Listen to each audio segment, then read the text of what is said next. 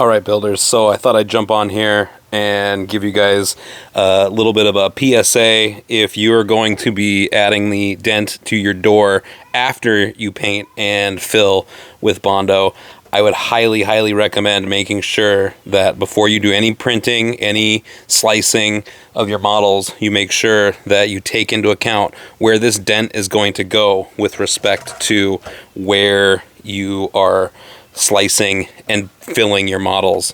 Because as I was applying heat to the door, you can see I started getting massive cracks in my Bondo layer, and yeah, now this door is toast. So kind of a bummer. It was one of the first things I completed, but no problem, because I have a new one-piece door that I have sanded and primered and already added the dent.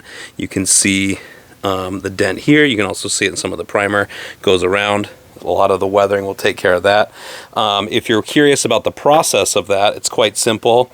The ball of aluminum foil is very popular. I balled that up. Also, to get some of the more detailed texture in here, I went out to the yard and found a rock that kind of had a decent shape that I liked, and after I heated it up with the heat gun, kind of applied some direct heat here, some more general heat all around. I just started touching with the rock, pushing in, and then kind of gets a nice even layer, nice natural looking dent, as opposed to trying to use your finger or pushing with aluminum foil, which can kind of also be a little bit too inorganic, I suppose you could say.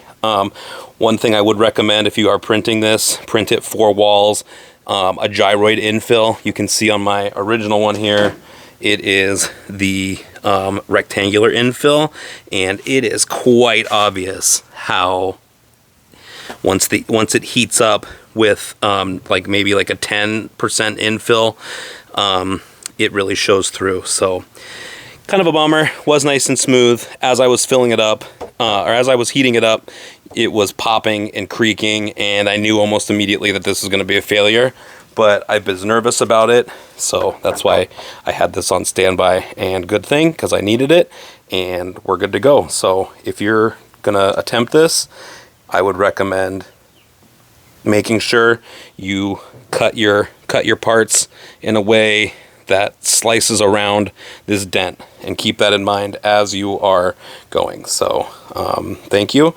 Hope you're enjoying the videos. Make sure to leave a comment, like, and subscribe. Thank you.